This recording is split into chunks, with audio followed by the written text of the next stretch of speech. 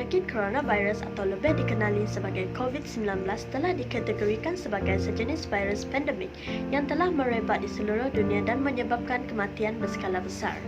Namun, pemahaman masyarakat mengenai pencegahan penyakit yang berbahaya ini dari terus merebak masih di tahap membimbangkan kerana statistik masih gagal menunjukkan petanda baik di mana berlakunya peningkatan kes yang berkaitan dengan COVID-19. Kajian telah dijalankan bagi mengkaji tahap kefahaman masyarakat mengenai bahayanya virus pandemik, tanda-tanda awal penyakit ini dan cara mencegah penyakit pandemik dari terus menular. Kajian ini menggunakan metodologi kualitatif dan kuantitatif. Ianya merangkumi analisis dokumen kajian, pemerhatian dan melaksanakan kemaskini statistik peningkatan kes COVID-19 serta mengedarkan soal selidik secara talian. Kami sekumpulan telah menyoal selidik secara dalam talian dengan menggunakan Google Form kepada orang umum dan pelajar yang menuntut di Universiti Teknologi Mara. Kaedah pencegahan penyakit virus pandemik ini adalah kerap mencuci tangan sekurang-kurangnya selama 20 saat dengan air dan sabun atau dengan menggunakan hand sanitizer. Menutup mulut dan hidung dengan tisu atau lentur siku ketika hendak bersin dan batuk. Elakkan berhubung rapat dengan bersentuhan dengan individu yang mengalami simptom dengan menjarakkan diri 1 meter dari individu dan tinggal di rumah serta mengasingkan diri dari sekeluarga di rumah apabila terdapat simptom penyakit ini. Hasil pengedaran soal selidik secara dalam talian menggunakan Google Form dan seramai 43 responden yang telah mengisi Google Form dan mendapati bahawa seramai 100% responden mengikuti Perintah Kawalan Pergerakan iaitu PKP yang telah diumumkan oleh kerajaan dengan duduk di rumah dan hanya keluar bila keperluan sahaja bagi memutuskan rantai penyebaran virus COVID-19. Daripada hasil kajian ini, maka diperoleh bahawa kefahaman masyarakat tentang virus COVID-19 adalah dalam tahap tinggi, manakala kaedah pencegahan virus COVID-19 telah dilaksana dengan baik berdasarkan respon yang telah diberi. Kajian ini dijalankan untuk mengenal pasti kaedah-kaedah untuk mencegah wabak COVID-19. Dalam kajian ini, terdapat beberapa objektif yang tersenarai iaitu mengenal lebih lanjut dan mengkaji masalah-masalah berlakunya penularan wabak COVID-19, menganalisis kesan-kesan wabak COVID-19 terhadap rakyat, dan yang terakhir, menganalisis dan merumuskan langkah-langkah pencegahan wabak COVID-19. Seterusnya tinjauan literatur. Seperti yang kita tahu, Malaysia juga di antara sebuah negara yang telah dijangkiti dengan wabak COVID-19. Oleh yang demikian, untuk mencegah virus ini untuk merebak dan bertambah, pada 16 Mac 2020, Perdana Menteri Malaysia Tan Sri Muhyiddin Yassin telah pun mengisytiharkan Perintah Kawalan Pergerakan PKP di seluruh Malaysia. Beliau berkata PKP ini telah meliputi larangan penyeluruhan pergerakan dan perhimpunan ramai di seluruh negara, termasuk aktiviti keagamaan, sukan sosial dan kebudayaan. Setelah PKP berkuatkuasa, ramai rakyat Malaysia telah membuat keputusan untuk balik ke kampung dan menyebabkan keputusan kes COVID-19 positif telah meningkat yang disebabkan oleh keceraian rakyat Malaysia itu sendiri.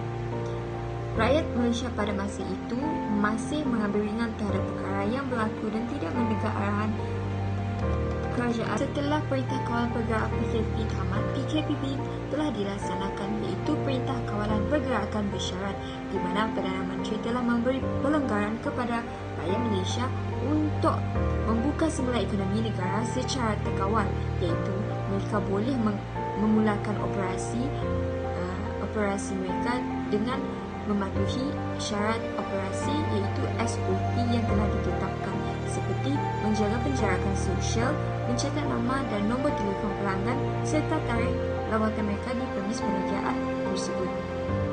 Akan tetapi, untuk aktiviti sukan atau keagamaan yang melibatkan perhimpunan ramai masih tidak dibenarkan. Pada 10 Jun 2020, Perintah Kawalan Pergerakan Bersyarat telah digantikan dengan Perintah Kawalan Pergerakan Pemulihan iaitu PKPP yang merupakan fasa pemulihan.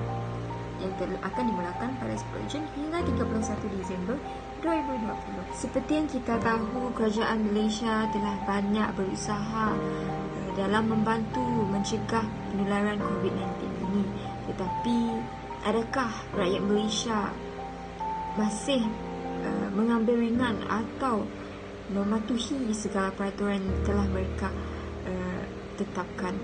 Oleh demikian, kami telah membuat kajian tentang etika masyarakat Malaysia dalam membantu kerajaan untuk mencegah COVID-19, untuk melihat kesedaran dan adakah rakyat kita masih mengambil tentang perkara ini ringan dan mengkaji perkembangan status kes COVID-19 di negara kita.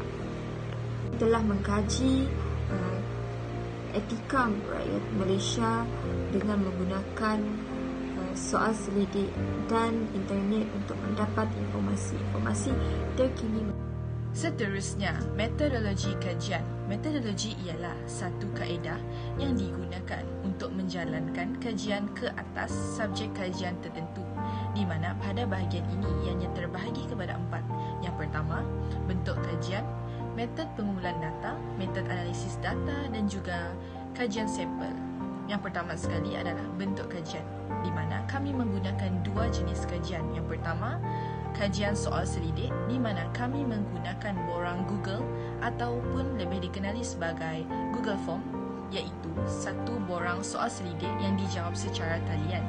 Yang kedua adalah kajian internet, di mana kami menggunakan internet untuk mencari sumber sahih berkaitan tajuk kami, iaitu berkenaan COVID-19.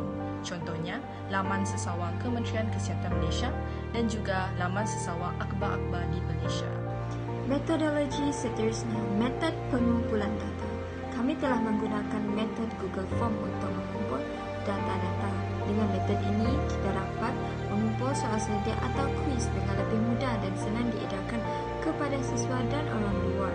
Selain itu, dengan metod ini juga kami dapat keseluruhan data dari responden, dan metod pengumpulan data dari internet juga turut digunakan untuk mendapat keputusan yang rasmi dari pihak KKM mengenai kes positif COVID-19 di Malaysia.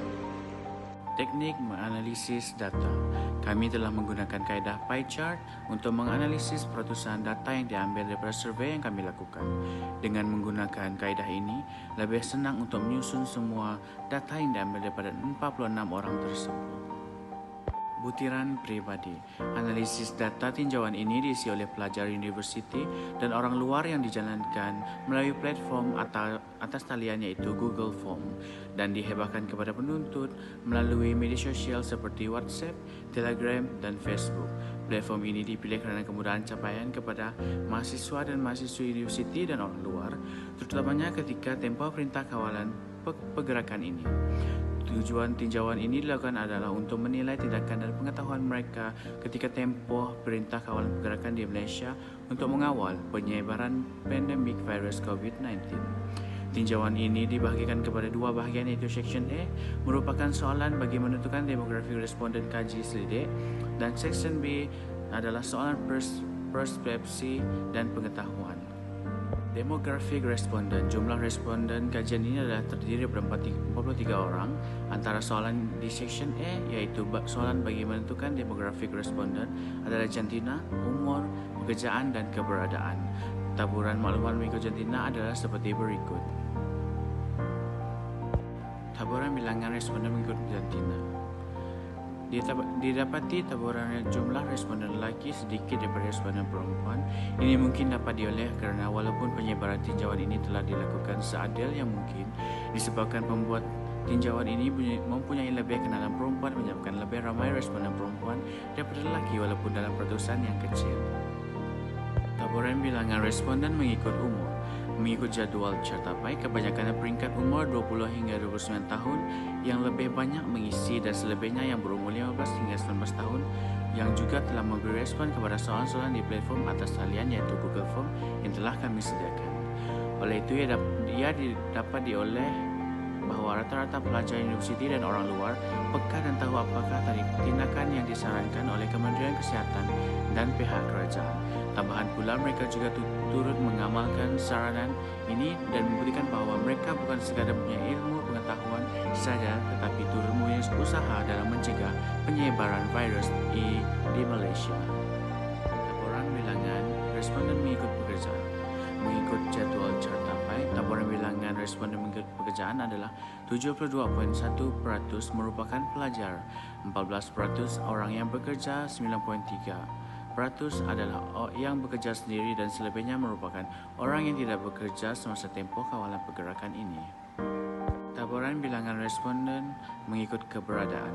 Mengikut jadual carta PAI, majoriti peratusan pelajar berada di rumah sendiri ini kemungkinan kerana kebanyakannya mereka berada di rumah masing-masing dalam tempoh kawalan pergerakan berlaku dan hanya terdapat segelintir sahaja yang masih tinggal di rumah sewa sepanjang tempoh kawalan pergerakan atas sebab masing-masing. Yang terakhir dalam metodologi kajian adalah kajian sampel. Kajian sampel bermaksud pemilihan sesuatu kumpulan di mana ia bertujuan untuk mendapat sampel daripada populasi. Pada asalnya, kami mensasarkan sebanyak 50 orang responden untuk menjawab soal sidik ini, tetapi kami hanya dapat mengumpul sebanyak 43 orang sahaja. Ini adalah jadual sampel kajian. Yang pertama adalah jantina. Ia menunjukkan bahawa perempuan lebih banyak menjawab soal sidik ini berbanding lelaki. Seterusnya adalah umur. Didapati lingkungan 20 hingga 29 tahun yang paling banyak menjawab soal sidik kami ini. Seterusnya adalah pekerjaan. Majoriti pelajar yang banyak menjawab soal sidik ini. Dan yang terakhir adalah keberadaan. Didapati semua berada di kediaman sendiri, mungkin atas sebab pandemik. Daripada hasil analisis dan pengumpulan data yang telah kami lakukan selama seminggu terhadap pelajar UiTM dan juga orang luar mengenai etika dalam membantu kerajaan menangani COVID-19. Didapati, data menunjukkan 100% rakyat mematuhi arahan yang dikeluarkan oleh kerajaan. Seterusnya, respon mengenai apa yang mereka lakukan semasa PKP. Didapati pelbagai jawapan yang dikemukakan. Dengan ini, kami berharap kajian ini dapat membantu sedikit sebanyak kerajaan dalam menangani penularan wabak COVID-19. Berdasarkan kajian yang telah kami jalankan mengenai etika rakyat untuk membantu kerajaan mencegah COVID-19, setiap individu harus memainkan peranan masing-masing dalam usaha untuk membendung penularan wabak tersebut. Cukup sekadar duduk rumah dan keluar rumah hanya untuk membeli keperluan dan sentiasa mengamalkan kebersihan serta menggunakan face mask, iaitu topeng muka, jika keluar ke kawasan halayak ramai.